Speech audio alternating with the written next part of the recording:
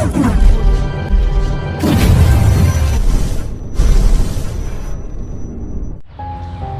दोस्तों, welcome back to my channel. मैं गुलजार आपका दोस्त आज आपको लेकर आया हूँ प्रधानमंत्री संग्रहालय में।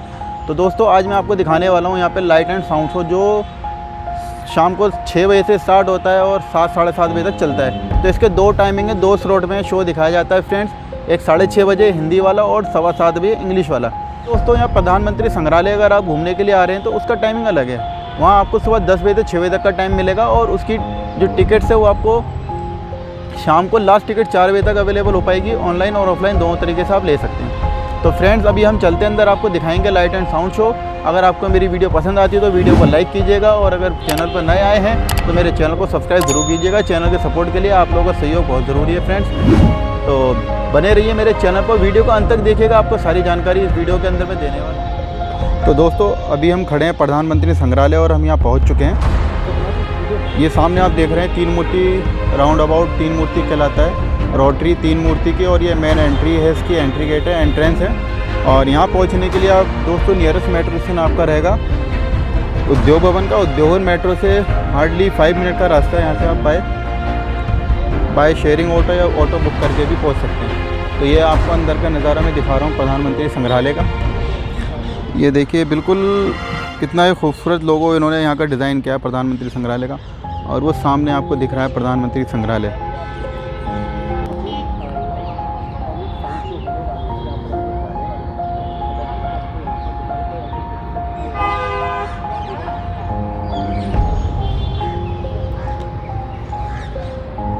तो फ्रेंड्स आप अंदर चलते हैं और दिखाते हैं आपको यहाँ टिकट काउंटर कहाँ है, कहाँ से आपको टिकट मिलने वाली है। तो ये सामने आप देख रहे हैं पार्किंग की भी फैसिलिटी अवेलेबल है। अगर आप अपनी गाड़ी से आ रहे हैं तो आपको यहाँ पार्किंग फ्री ऑफ कॉस्ट मिलेगी। यहाँ पार्किंग का कोई चार्ज नहीं है। तो ये प्रधानमंत्री संग्रहालय की पार्किंग है। ये देख रहे हैं आप, यहाँ पे पार्किंग स्वयं की जिम्मेदारी पर है। सामने टिकट काउंटर है, लाइट एंड साउंड शो और संग्रहालय का टिकट काउंटर भी सामने ही है। ये आप देख रहे हैं, ये प्रधानमंत्री नरेंद्र मोदी जी के द्वारा संदेश है। वहाँ हम सामने आ गए हैं, वो है टिकट काउंटर आगे। तो चलिए आगे टिकट काउंटर भी दिखा देते हैं। ये है टिकट काउंटर, यहीं से आप चेकिंग करा के अंदर जाएंगे और यहीं से आपको अंदर ऑफलाइन टिकट मिलेगी। तो टिकट लेने के लिए भी सामने बारकोड लगा हुआ है। पेमेंट के लिए आप बारकोड से पेमेंट कर सकते हैं। 50 रुपये की टिकट है आपकी शो संग्रहालय के लिए। अगर आप टिकट बुक करेंगे तो इसको स्कैन कर सकते हैं ऑनलाइन बुकिंग के लिए।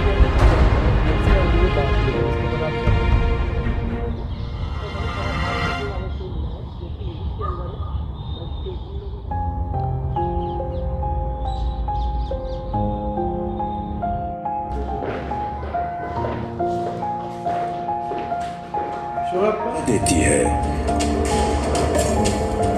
नया कल, नया इतिहास जो लिखना है तुम जैसे बच्चों को। और तभी तो मैं आज तुमसे मिलने आया हूं, क्योंकि तुम ही हो मेरा आने वाला कल और तुम में ही है मेरे सपनों को साकार करने की क्षमता। सपने? कैसे सपनों की बात कर रहे हैं आप?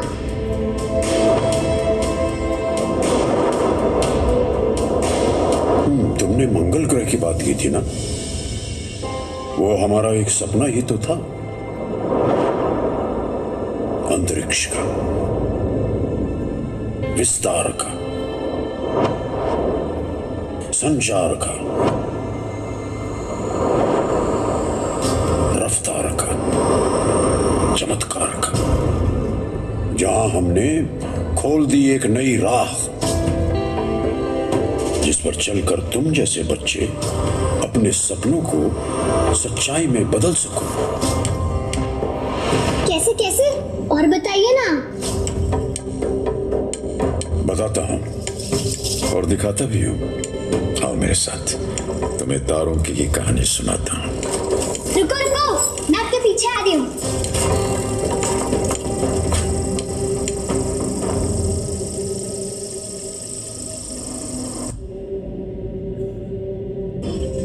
नव्या, तुम्हें पता है हम भारतीयों को कई शताब्दियों पहले से ही अंतरिक्ष की गहराई का ज्ञान था।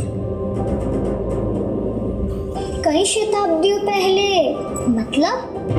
5वीं शताब्दी की बात है, जब आर्यभट्ट नामक महान गणितज्ञ ने बताया कि पृथ्वी एक अक्ष पर घूमती है और गिरती नहीं? नहीं नव्या, गुरुत्वाकर्षण यानी ग्रेविटी के कारण ऐसा नहीं होता।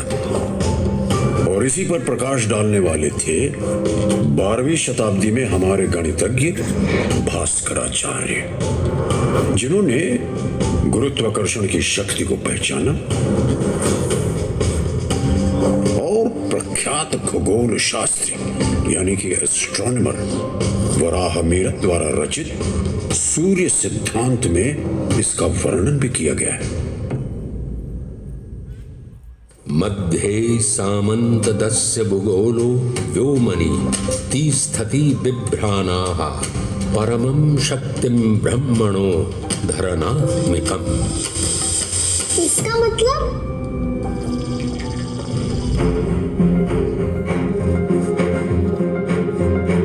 अब मैं तुम्हें समझाऊं तो गुरुत्वाकर्षण के नियम को विश्व ने 500 साल बाद जाना। यानी अंतरिक्ष ज्ञान में हम युगों युगों से कुशल थे। कुशल तो हम बहुत सारे क्षेत्रों में थे,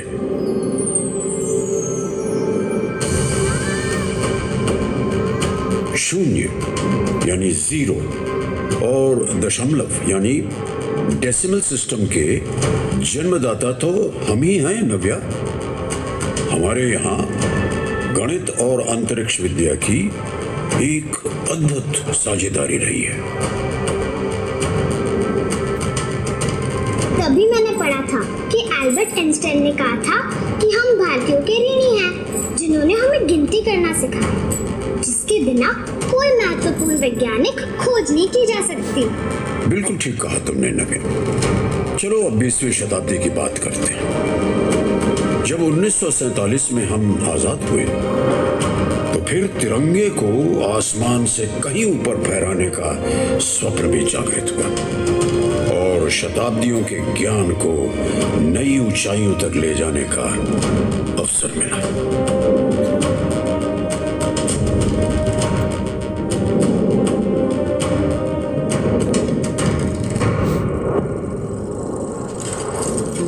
मुझे याद है कि 60 का दशक था। हमारे प्रधानमंत्री थे जवाहरलाल नेहरू, जिनके कार्यकाल में वैज्ञानिक डॉक्टर विक्रम साराभाई तथा डॉक्टर रामनाथन और उनके साथियों की मेहनत से Indian national committee for space research INCOSPAR INCOSPAR का जन्म हुआ। इनकोस्पार? हाँ, जिसका बाद में नाम पड़ा इसरो। इसरो का नाम तो मैंने भी सुना है। जरूर सुना होगा तुमने।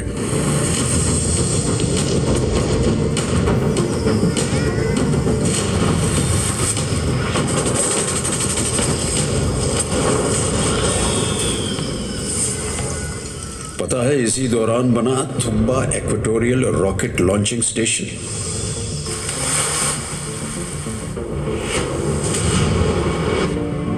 और 1963 में यहीं से पहला साउंडिंग रॉकेट प्रमोचित यानी लॉन्च हुआ, यानी वो रॉकेट जिसके उपयोग से उपग्रहों को लॉन्च करने में मदद मिली।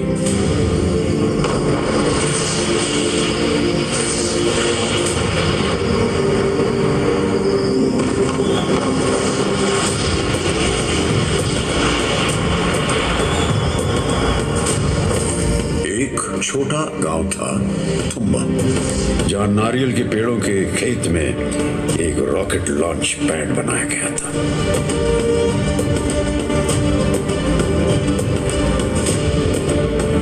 तब रॉकेट के पुर्जों को वैज्ञानिकों द्वारा साइकिल पर एक स्थान से दूसरे स्थान तक ले जाया गया।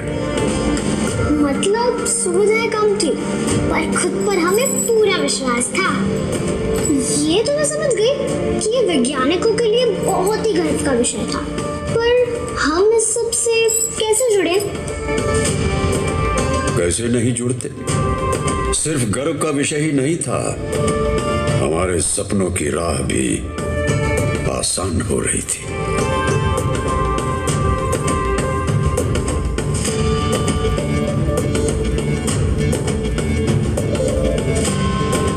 आसमान और किसान के बीच एक रिश्ता जुड़ रहा था।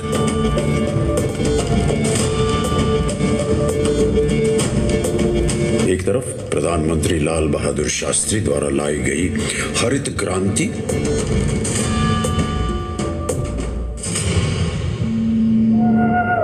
और दूसरी ओर आसमान के माध्यम से किसानों को मिल रही अमूल्य जानकारी टीवी कार्यक्रम कृषि दर्शन से, जिससे देश के विकास में किसानों की भागीदारी और बढ़ गई।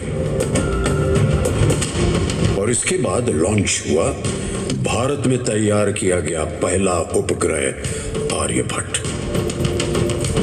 वही मान गणितज्ञ आर्यभट्ट जिनकी बात हमने पहले भी की थी। हाँ बिल्कुल। और नव्या, 1980 में मेरा नाम एक बार फिर अंतरिक्ष पर लिखा गया, जब प्रतिष्ठित वैज्ञानिक एपीजे अब्दुल कलाम और अन्य दिग्गज वैज्ञानिकों की मेहनत से मेरे पहले स्वदेशी सैटेलाइट लॉन्च व्हीकल SLV-3 से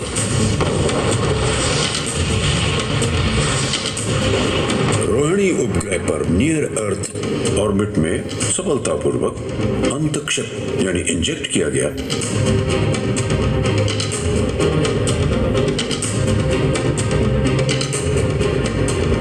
और मैं स्पेस क्लब का एक विशेष सदस्य बन गया। फिर 1984 में आया वो पल जिसने पूरे देश को मंत्र मुग्ध कर दिया। क्वाड्रन लीडर राकेश शर्मा, सारे राष्ट्र का ध्यान आपके तरफ है और हम सब आपको बधाई देते हैं। यह एक ऐतिहासिक कदम है। मेरी आशा है कि इससे हमारा देश अंतरिक्ष के प्रति जागरूक होगा। ऊपर से भारत कैसा दिखता है आपको? जी, मैं बगैर किसी झिझक के कह सकता हूँ कि सारे जहां से अच्छा। मैं समझ गई, अंतरिक्ष में कदम रखा एक भारतीय ने। अंतरिक्ष में गूंज रहा था प्रताप भारत का, विश्व भी देख रहा था प्रकाश भारत का।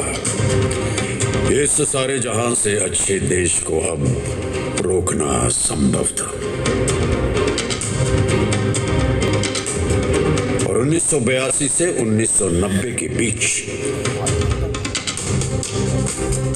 इनसैट 1A, 1B, 1C और 1D का सफल प्रमोशन हुआ।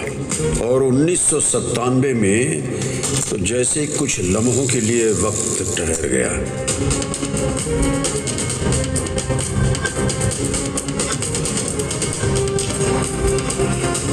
जब तुम्हारी ही जैसी एक बेटी ने स्पेस शटल कोलंबिया में उड़ान भरी।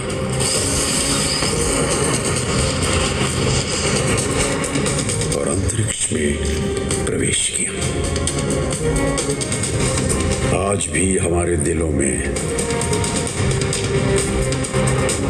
कल्पना चावला की निष्ठा, मेहनत और समर्पण की यादें बसी हुई हैं। मतलब मैं भी एस्ट्रोनॉट बन सकती हूँ? हाँ, एस्ट्रोनॉट भी बन सकती हो और चांद पर भी जा सकती हो।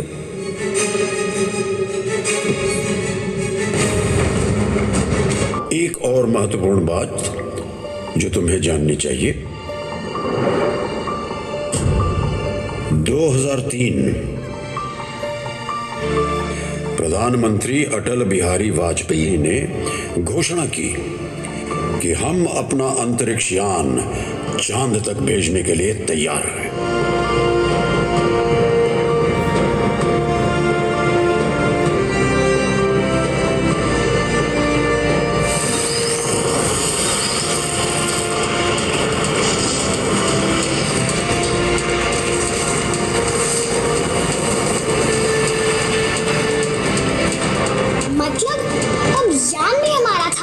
बिल्कुल।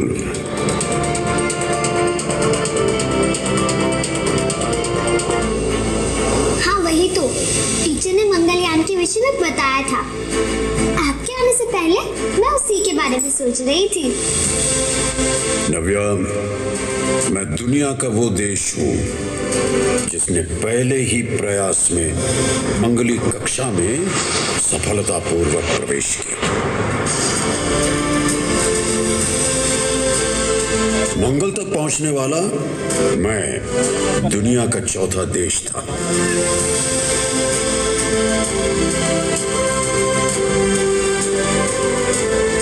हमारे प्रधानमंत्री श्री नरेंद्र मोदी के अभूतपूर्व नेतृत्व में India has successfully reached Mars.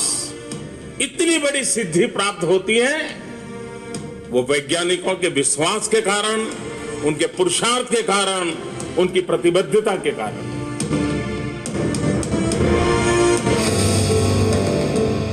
तुम्हारे सपनों को साकार करने के लिए इसरो का विशेष कार्यक्रम भी है, युविका।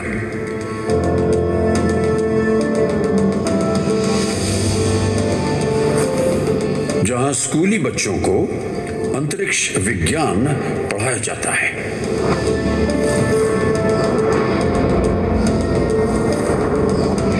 आज तुम्हारे जैसे बच्चे या देश का कोई भी नागरिक श्रीहरिकोटा जाकर उपग्रहों को लॉन्च होते हुए देख सकता है और अंतरिक्ष की हमारी उपलब्धियों से अपने देश के प्रति गर्व की अनुभूति कर सकता है। मुझे अपने देश पे गर्व है और मैं अपने देश को आसमान से भी आगे लेके जाऊंगी।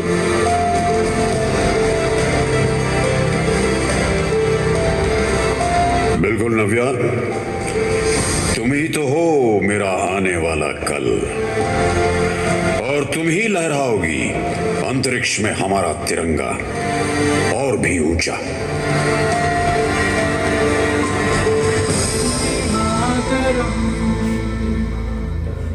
वंदे मातरम, वंदे मातरम। स्वप्न करोड़ों जाग उठे, थी आशा जिसकी हर मन को, नए सूर्य का उदय हुआ और धूप मिली हर आंगन को, हर आंगन को। स्वप्न करोड़ों जाग उठे, थी आशा जिसकी हर मन को।